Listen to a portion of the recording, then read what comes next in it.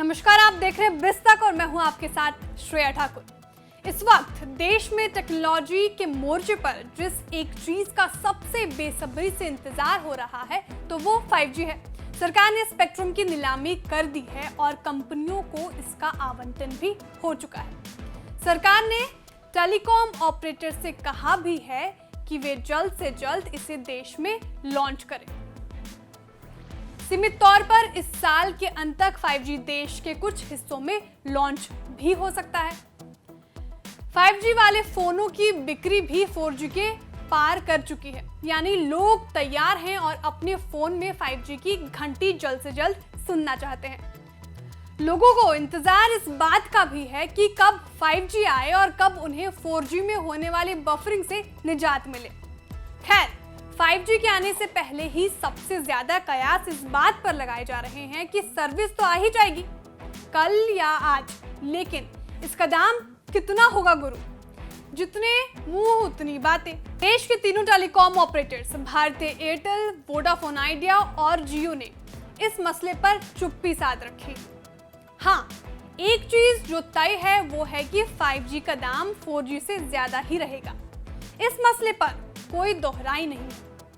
इसमें एक फैक्टर ये भी है कि पिछले 1-1.5 साल से देश में मोबाइल टैरिफ बढ़ने का दौर चल रहा है। पिछले साल नवंबर में टेलीकॉम ऑपरेटर्स ने टैरिफ को 20 से 25% तक बढ़ा दिया था।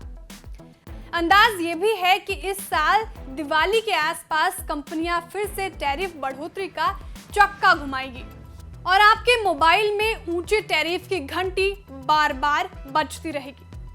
अब आम आदमी इस महंगाई को कैसे झेले, इस बहस में फिलहाल नहीं पड़ते हैं और ये जानने की कोशिश करते हैं कि आखिर भारत में मोटे तौर पर 5G का दाम क्या रह सकता है। हमने इस मसले पर थोड़ी रिसर्च की है, तो चलिए इसे समझने की कोशिश करते हैं। शुरुआत करते हैं उन मुल्कों से जहां पर पहले से 5G सर्विसेज चल रही है। तो अमेरिका, साउथ कोरिया और यूरोप के देशों में 5G सर्विसेज लोगों को मिल रही है। दुनिया में सबसे पहले दिसंबर 2018 में दक्षिण कोरिया ने कारोबारी ग्राहकों के लिए 5G सर्विसेज शुरू की थी।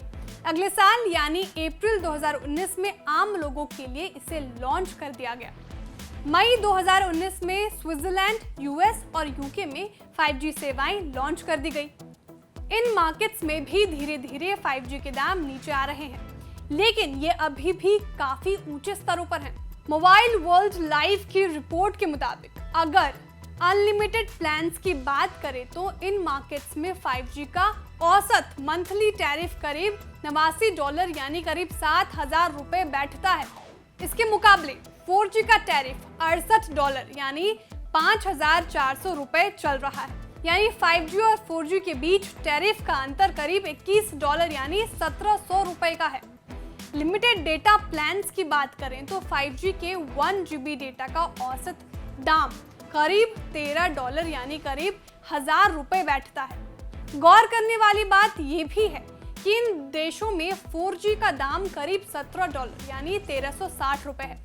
इसका मतलब 5G लोगों को सस्ता पड़ रहा है। इसकी एक वजह यह भी है कि तेज स्पीड के चलते लोग ज्यादा डेटा इस्तेमाल कर रहे हैं।